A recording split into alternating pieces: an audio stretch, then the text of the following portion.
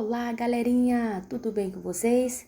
Vamos iniciar hoje mais um estudo do nosso livro Buriti Mais História, terceiro ano. Hoje estamos iniciando a unidade 2, a formação das cidades, na página 40 e 41. Estudaremos neste capítulo a história do Brasil e a formação dos povos brasileiros, com a mistura entre índios, portugueses e africanos. Veremos também a formação das cidades e dos municípios e a preservação do patrimônio histórico-cultural brasileiro. Vamos observar então agora esta linda imagem que é a capa da unidade 2. Observe aqui a questão. Vamos conversar? Circule de vermelho os objetos representados na imagem que não correspondem ao que existia há cerca de 200 anos atrás. Vamos observar que esta imagem existem elementos que tratam de um ambiente urbano. Aqui nós identificamos vias públicas, comércio e o trânsito entre as pessoas. Eu quero que você distingue o que há de novo e o que há de antigo nesta imagem. E você deverá identificar o que tem nesta imagem que não condiz com esta época. Então, você vai circular e identificar os objetos que não existiam neste período aqui desta imagem. E aí, quantos objetos você identificou? Se você encontrou 8, você acertou. Se não, procure mais um pouco. Você observa, além destes objetos, que nesta imagem mostra muita diferença dos dias atuais. A maneira como eles se vestem, as casas, a construção das casas, a maneira de locomoção. Aí hoje praticamente não existe mais charretes a cavalo.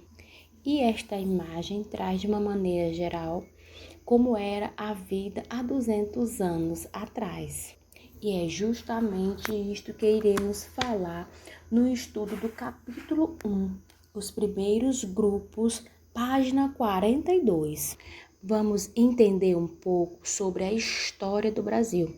Eu quero que você relembre que há mais ou menos 520 anos atrás, estavam vivendo aqui no Brasil os indígenas. Eles viviam de maneira tranquila e havia aqui no país, aqui no nosso Brasil, cerca de 1000 tribos indígenas diferentes. Cada uma delas tinha sua língua, seu costume e elas habitavam em diferentes partes do Brasil. Essas tribos eram organizadas por um chefe que distribuía as funções de cada membro em comunidade. Os homens eram responsáveis por caçar, derrubar árvores para poder aumentar a aldeia. E as mulheres plantavam milho, mandioca, batata doce. E a pesca e a coleta de raízes era feito por todos os membros da tribo. Todos tinham a sua função na tribo, na comunidade. E toda comida que era conseguida através da caça e da pesca ou no cultivo de alimentos, destinava-se a todos os membros da comunidade. Não existia propriedade particular ou venda de produtos de comida. Tudo era de todos. Então, acompanhe comigo a leitura do texto na página 42. Há mais de 500 anos, os europeus encontraram nas terras que depois seriam chamadas de Brasil diferentes povos indígenas, cada qual com costumes e línguas próprios. Apesar da grande diversidade entre esses povos, algumas características eram comuns, como não considerar a terra uma propriedade particular, Para eles, a terra não podia ser comprada nem vendida. Além disso, o produto do trabalho se destinava ao sustento da comunidade e não ao comércio ou ao lucro. Então, esse primeiro parágrafo aqui, segundo parágrafo, está falando sobre a divisão do trabalho entre os indígenas, que eles dividiam, mas na hora do sustento, na hora da alimentação, era de todos. No terceiro parágrafo diz: inicialmente, os portugueses estabeleceram mais contato com os indígenas do grupo Tupi. Nesse grupo, o trabalho era dividido entre homens e mulheres, e o chefe organizava as atividades. Os homens caçavam e derrubavam árvores para abrir terrenos. Neles, as mulheres plantavam mandioca, milho, batata doce, entre outros alimentos. A pesca e a coleta de raízes e de frutos eram feitas por todos da aldeia. As moradias, chamadas de malocas, geralmente eram organizadas de modo circular em torno de um pátio central. E aí você está vendo a representação de uma aldeia indígena nos anos de 1500, mostrando como eram as moradias, como que eram construídas, com palha e troncos de árvores e cobertas com folhas de palmeira, e não apresentavam divisões internas. E aí você pode observar os detalhes deste desenho. Tem algumas redes, tem mulheres cozinhando, você consegue observar isso? Crianças brincando, pessoas preparando alimentos, podem perceber ao lado lavoura, plantações, que pode ser de milho ou de batata doce, né? E bem no cantinho, índios preparando a terra para a plantação. Podemos observar homens construindo casas, malocas.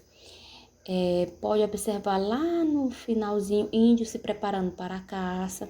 Então, tudo isso aqui você pode observar nessa imagem, várias atividades dos índios, né? E aqui é uma representação da aldeia indígena. Então, como era que os índios viviam antes da chegada dos portugueses? Eles viviam tranquilamente, dividiam o trabalho, a comida, não existia propriedade privada, ninguém vendia, ninguém tinha lucro.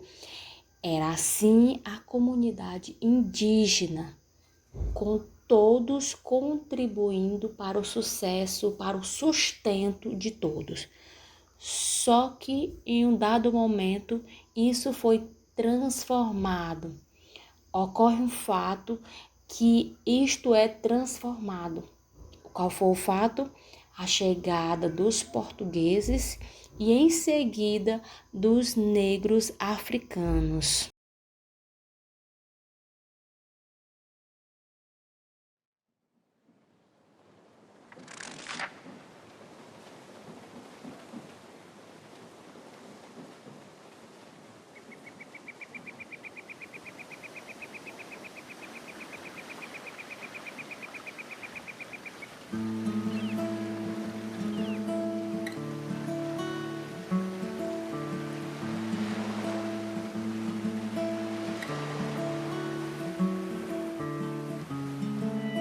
Espantado viu-se indígena ao chegar das caravelas.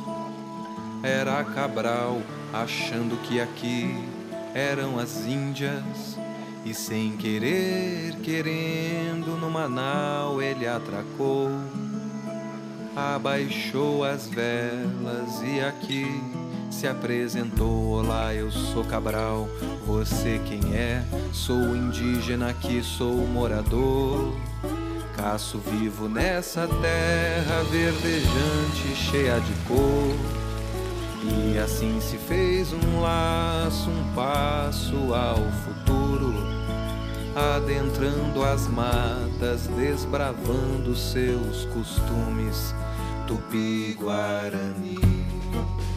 Tupi não Iorubá, Tupiniquim, Caeté, Potiguar, todos falantes da língua tupi, mostraram a Cabral a cultura daqui.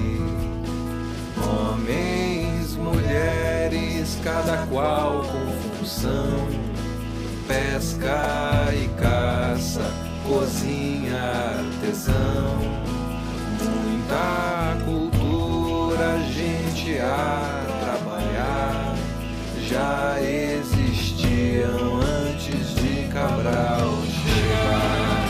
Assim nem tudo foi tão tranquilo, muitos sofreram, outros resistiram.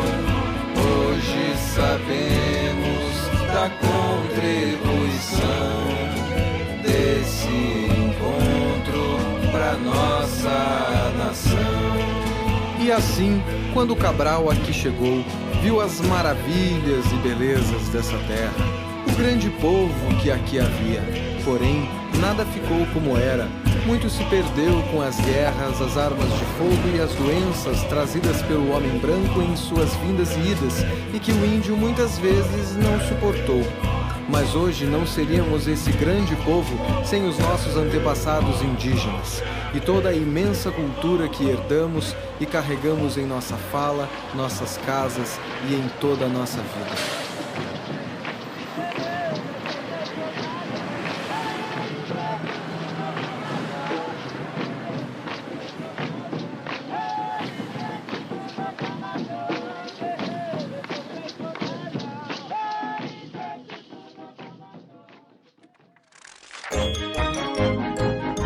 E aí, turma, bora jogar uma bola? Demorou! Bora! Ah, esses garotos sempre juntos. Engraçado que eles são bem diferentes. Um é negro, o outro é loiro e um tem olhos puxados.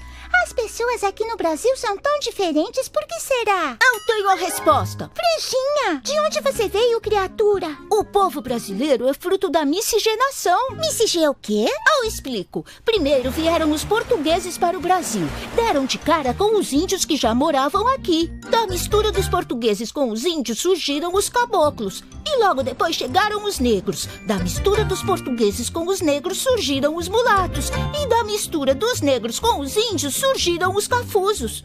Anos depois chegaram os italianos, alemães, japoneses e todos eles se misturaram cada vez mais. E por meio dessa miscigenação, o lindo povo brasileiro foi formado. E aí, Mônica, alguma dúvida?